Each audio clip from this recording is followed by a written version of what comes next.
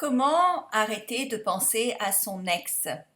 Bonjour, mon nom est Slavika Bogdanov, je suis coach, conférencière internationale et aussi auteure de plusieurs livres qui sont devenus des best-sellers.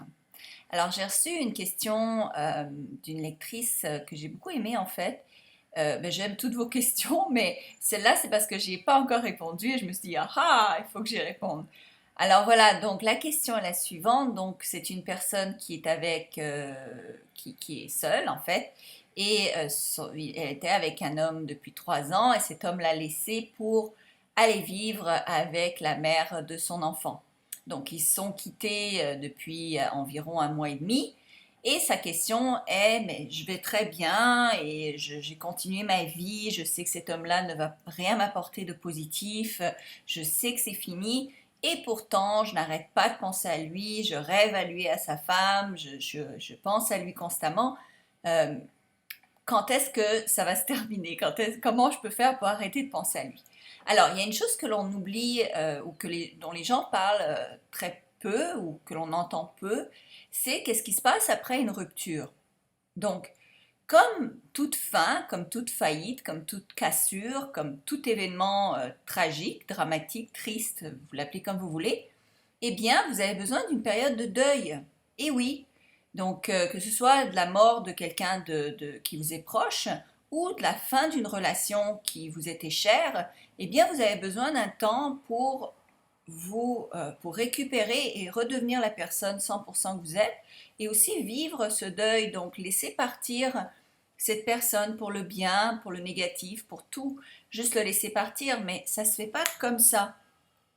Alors, je ne veux pas vous imaginer, mais quand quelqu'un décède, on ne peut pas faire la Java le lendemain. Quand c'est quelqu'un qui nous est proche, on a besoin d'un certain nombre de jours, de semaines, de mois pour se remettre de cette brisure, de cette cassure.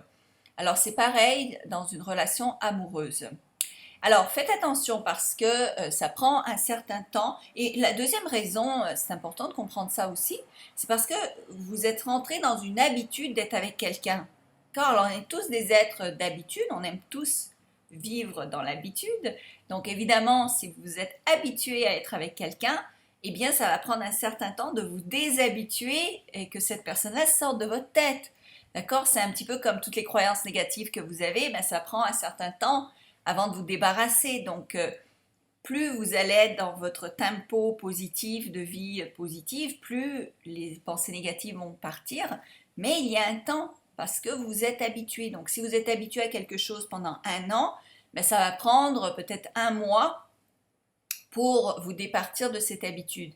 Si vous ne mettez pas tout votre effort pour vous défaire de l'habitude. Si vous avez une habitude pendant 2 ans, ça va vous prendre 2 mois. 3 ans, mais ça va prendre 3 à 6 mois pour vous défaire donc de cette pensée. Donc imaginez quand quelqu'un décède, eh bien on fait un rappel aux 6 mois, on fait un rappel à sa mémoire après un an, et c'est un peu comme le dernier laisser-passer où est-ce qu'on laisse partir. Donc il y a toute une série d'étapes à passer pour justement laisser partir l'autre, et il faut donc savoir être au courant que ça va se produire.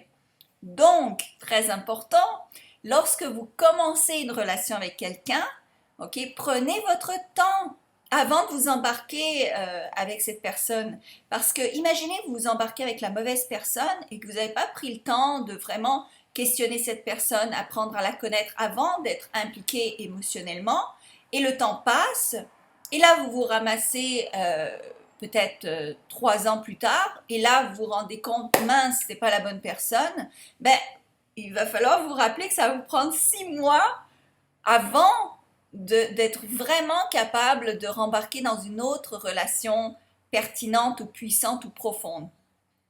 Des gens, ça leur prend, pour des relations de 5 ans, 10 ans, ça va leur prendre 2 ans, 3 ans, 5 ans pour s'en remettre. Pour vraiment être capable, je ne dis pas que vous allez jamais plus sortir avec quiconque, mais pour être capable de vous réouvrir, pour être capable de refaire confiance, pour ouvrir votre cœur, pour avoir cette énergie d'amour qui revient, ça prend un certain temps.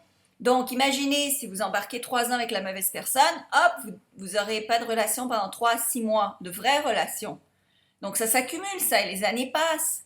Donc, à la place de faire ce genre d'erreur, arrêtez-vous, questionnez bien la personne avec qui qui vous commencez la relation. Prenez vraiment le temps euh, de bien connaître la personne que vous rencontrez. Alors, j'espère que ça vous est utile et que ça a répondu à la question de cette chère demoiselle. Et donc, je lui souhaite tout le meilleur. Je suis sûre que la bonne personne est dans le coin de rue, donc elle va le trouver très rapidement. Rappelez-vous que tout ce que vous cherchez vous cherche, donc à un moment donné, vous allez vous retrouver tous les deux. Alors voilà, donc si vous aimez cette vidéo, évidemment, mettez un j'aime en dessous pour permettre au plus grand nombre de gens de comprendre cette notion de deuil dans les relations amoureuses, qui est important parce qu'il faut prendre ce temps-là, il faut prendre ce temps. On est des êtres humains, on n'est pas des machines. Ça nous prend un temps pour guérir et pour passer à autre chose. Alors, et d'ailleurs, ça va en passant, PS, post-scriptum, ça va vous aider lorsque vous rencontrez quelqu'un de lui poser la question, ça fait combien de temps ta dernière relation, elle s'est terminée quand, elle a duré combien de temps? Parce que si un homme vous dit ou une femme vous dit, ah voilà, j'ai une relation de 5 ans et puis ça s'est fini il y a un mois, sachez que vous êtes probablement ce qu'on appelle en anglais un rebound, c'est-à-dire une trampoline.